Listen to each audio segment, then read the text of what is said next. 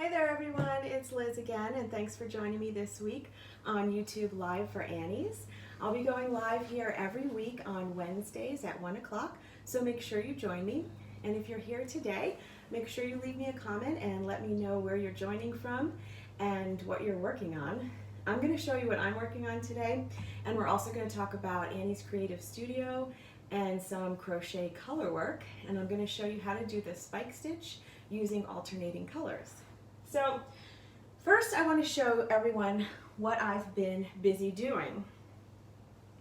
If you were here last time, I told everyone that I was working on the Samsara lace pullover, and that is from the new Annie Signature Design Collection. And I'll post the link in the comments to everything I'm working on, so that way you can check out those patterns. So this is the Samsara lace pullover. This is my front panel. I really love this, and this is just one of the many really pretty designs from the new Signature collection, the spring collection. And this is the back panel. It was pretty simple to make and very quick to work up. This design is by Lena Skaverson, and she did a lot of designs for the Signature collection, so make sure you check those out because they're really pretty. The other thing I wanted to show you that I was working on is this is a sweater that I started a while back, and then I never finished it, and it was one of those whips that I kind of found in the bottom of the pile somewhere and dug it up, but then I was like, oh yeah, this was so cool, I wanted to finish making this. It's going to be a cardigan, like sort of an oversized short sleeve springy type of cardigan. But this is called the Zoe cardigan, and you can get this pattern on Annie's too. And I'll show you this again when I'm all finished with the sleeves and everything. But yeah, this one has been pretty easy to work up so far. The stitch, it's like just I want to say, I think a 1 or 2 row repeat, really super simple, just double crochet stitches. So that's another fun one. The next thing I'm going to work on is the Morocco Mosaic Afghan, and that's also from the Signature collection. So catch me next week because I'm going to show you probably a stitch tutorial for that and how far I've gotten in that with that blanket. Today I also want to talk to you about some color work because that Mosaic Afghan has a lot of color work to it. And I kind of needed to brush up on my color work skills. I'm not the greatest at color work. I get annoyed by all the ends. So I'm trying to brush up on that. And Annie's Creative Studio has a really great class taught by Robin Chichula, and it's called Reversible Crochet. And it's really cool because it's color work and reversible at the same time. So if you make something that's reversible, you've got like a really pretty tapestry or mosaic or some type of pattern on the front, and then on the back you've got another pattern that looks just as pretty. Sometimes they match, they look the same, and sometimes they look like 2 different patterns. So I wanted to show you because I have an example in case you haven't seen reversible crochet. This is from the Spring Crochet magazine, the spring issue. And this really beautiful skinny scarf is reversible crochet. So you can see it's got like some pretty, almost looks like flowers.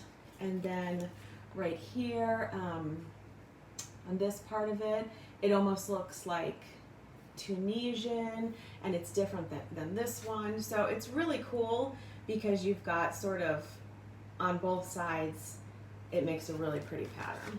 It's like an interlocking stitch. And Robin Chichula talks all about that in the class, Reversible Crochet. This is the swatch that I was working on. I'll show you my swatch. This is an example of what you're going to learn in that class. This is just one example. See how it's reversible? It looks the same on both sides. So this is probably one of the easier ones. Well, I'd say they're all doable, but this is a little bit easier as far as color work. But she talks about in that class she talks about a Catherine wheel. She's going to go over how to do that with different colors. Slip stitches to do surface slip stitching. Have you ever done surface slip stitching? I love that. I wish I had an example, but I don't, but it's really beautiful. And you can make like sort of curvy lines and it looks really pretty.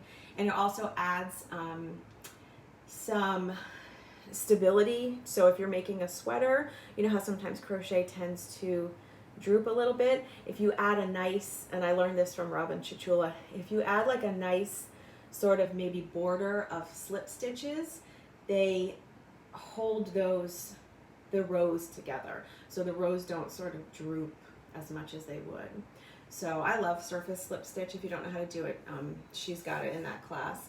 Also the interlocking one, which is like the skinny scarf, and spike stitches, which is this, and a bunch of other things. So it's a really great class. I'll post a link to the class in the description.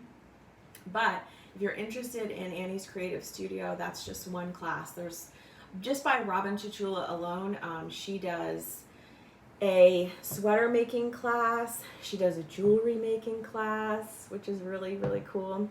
And she does an Irish crochet class. There might be more of hers, but the Irish crochet is really beautiful too. So if you want to brush up on your skills and learn some new skills, go check out that class. And those are just Robin's. There's a lot of great crocheters and designers that are teaching on Annie's Creative Studio. So it's a great way to learn. It's a great tutorials and a great resource if you're interested in that. So like I said, I'm going to be here every Wednesday at 1. So if you're here, say hello. I'm live right now, so I'll see you. I'll see you say hello to me if you do, because I want to know what everyone's working on. Like I said, I'm working on this Samsara lace, but I'm almost done with that. I only have to put the sleeves on, and I'll be completely finished with it. So hopefully by next Wednesday, when I'm back, when I see everyone, I will have that top all finished, and I'll be able to show you. Okay, so what I want to show you today is this little swatch that I did. So I want to show you how to do this. It's got 3 different colors. Like I said, it's reversible, so it's got a nice pretty colorwork pattern on both the front and the back. And it's a lot easier to do than you might think. So if you want to try some color work, this would be a great way to start, because it's all single crochet. The only thing that you're really doing is changing colors and doing a spike stitch, which is 2 rows below from the row that you're working. And then you just alternate that pattern. So you do 1 row with the spike stitches staggered this way, and then you do another row with the spike stitches staggered in between. So every other row is just a plain single crochet row, and then every other row from that is a spike stitch, but they're staggered, alternating. That probably doesn't make a lot of sense, but you'll get it when I show you. So the first part of this, and this is something that Robin teaches in that class too, like I said, in the reversible crochet class on Annie's Creative Studio. So it starts out with 2 rows of single crochet stitches, okay? So now when we change colors, we do it on the last yarn over of the last stitch of the row. So I'm on my last single crochet. So I would go in just like I would start a single crochet, and then do my pull up a loop, and then you've got your 2 loops on your hook, and normally you just yarn over again and pull through those 2 loops. But at this point we're going to change colors. So very simple to change colors. You just grab your new color. You don't have to do any type of slip knot or anything. You just put that on the hook, and then you just pull it through, just like you would have pulled through the working yarn. And now your new color is added. So now we're just gonna start the row just like you normally would. Chain 1, turn, and work a single crochet into the same space. So it's very important to change the color on that last yarn over of the last stitch of the working color, and that way it will be a full stitch, because if you do change colors after that point, you're going to have a strand of the other color in there, and it's not going to look like a full stitch in the new color. So this part I'm going to get as close to the camera as I can, but with live it can be a little tricky. So here's my foundation row right here, if you can see it, my foundation row. The only thing I'm going to do, instead of going into the top of the working row, I'm just going to go down to the 2 rows below. So this is the working row, the one with the darker color yarn. This is 1 row below, which is the row of white, and then 2 rows below is the first row, which is the first row of white. So you just go right all the way into that foundation chain, and then you're going to have to give it some slack so you don't pull it tight. Yarn over, and then just pull up that loop, and you've got a long strand, and then you yarn over again and pull through both loops. So as you can see, that's a spike stitch. Super simple. That's all you have to do for the spike stitch. And as you continue working your regular single crochet stitches, just make sure that you're skipping that stitch, because even though you didn't work into it on the row below, you worked into it 2 rows below. So you skipped that one, so you're nice and even. So I skipped that one, and then I go into the next stitch. 1, 2, 3, 4, and 5. So as you can see, I worked 5 single crochet stitches, and there's my spike stitch right there in the beginning. So you work 5 regular, and then you do another spike stitch. This takes some getting used to. 1, 2, 3, 4, 5. This takes some getting used to because it can be tricky. I know for me, when I just started doing this, it was tricky to sort of figure out where to go in that first foundation row, because it's like, oh, you feel like you should go into that next stitch. Well, when you're going 2 rows below, it doesn't really look the same, so it's hard to see. But once you get past the first row and you have your spike stitches worked, it's easier to see where you need to go. So I'll show you that. So you're going to skip 1, 2, 3, 4, 5 from the bottom of the foundation chain and go into the next stitch in that foundation chain. Yarn over, pull it up so you've got a nice long loop there, and then yarn over again, pull through 2 loops. Here's my next spike stitch. I hope you guys can see this okay on the camera. 1, 2, 3, 4, 5. Okay, same thing. We're going to skip 5. 1, 2, 3, 4, 5. Go down into that foundation chain. Pull it up so you've got a nice long strand there. Yarn over, pull through those 2 loops. 1, 2, 3, 4, and 5.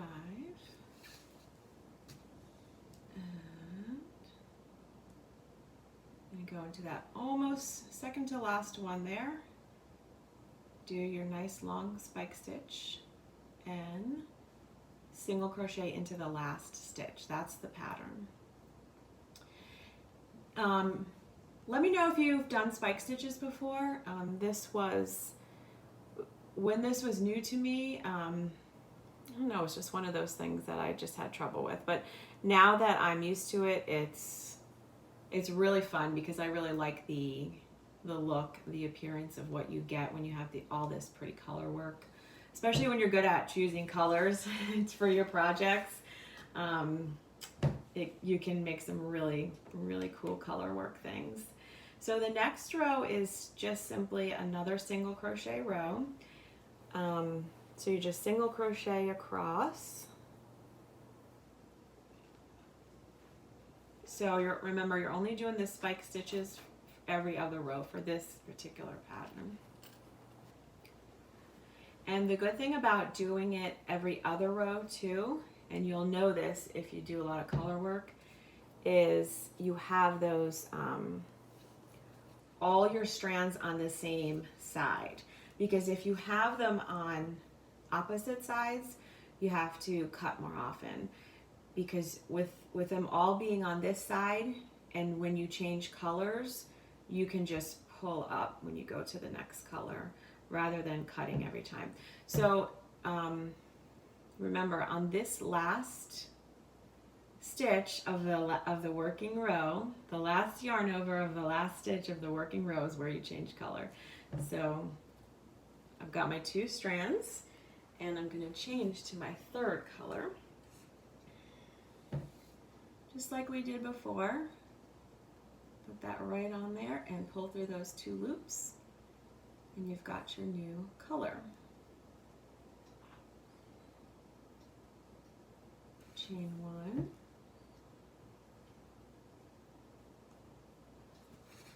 And now we're going to do our spike stitches again. So for this row, because we're staggering them, you work 1, 2, 3, 4, 5, and then you're going to put that new color in between these 2 spike stitches. So it's going to look like it's in between there. So 2 rows below, remember this is the working row, the yellow. The solid single crochet row we just did is 1 row below, and the row below that is 2 rows below. So 2 rows below, go into there, and got your yellow spike stitch. 1, 2, 3, 4, 5, 2 rows below, right in there.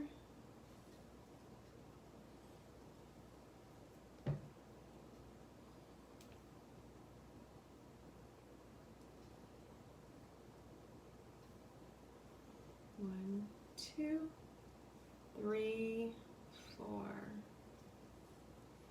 5. And spike stitches are not just for color work. You can use spike stitches in an all solid color, and you have you can see them. It's not like it's just going to blend in with the rest of the pattern. It makes a really pretty stitch pattern doing the spike stitches even in a solid color. So now on my next row, just like I did, I just do single crochet across. So it's basically 2 rows per color, and the whole pattern just repeats like that. And the cool part is when you get to the end of your row, on your single crochet row, I'll show you really quick. Let me know if you have done spike stitches before, or if this is something new to you, or if it's like one of your favorite things to do. Let me know, because hopefully this helped for you to learn something new. That's my goal. I hope for you to learn something new, and I hope I taught you something that you didn't know. And if you want more of that, remember Annie's Creative Studio has lots and lots of classes for that. So this is the cool part. On the last stitch, I'm going to switch back to white. And now I don't have to mess with a new ball. I can just pull up that strand that's already there and yarn over. Oops, I didn't do the last. On the last stitch, the last yarn over. So now I'm at the last yarn over. And then I go to my white. I just pull up that white that's already hanging there and pull that through those 2 loops. And then I just start all over again, and that's the whole pattern. And let me show you how that ends up looking. So when you do a few rows, as you can see, this is called stranding when you do this. You can see how I was just pulling up those strands at the end. So I don't have to cut, because I just don't love cutting it and weaving in ends that much. So if you don't love weaving in ends, you just strand it like this. And then once you're done with whatever it is, if it's a blanket or a sweater or something, you just work a border around that stranding, and that will completely cover it up. So just do a simple single crochet border right over that stranding. You'll never see it. So I hope you enjoyed today's video, and I hope you join me next Wednesday at 1 o'clock for another live. And we're going to be talking about the Morocco Mosaic Afghan next week. And make sure you check out Annie's signature designs so you can see what I'm working on. And make sure you check out Annie's Creative Studio for some more classes. Thanks again for joining me. See you next time.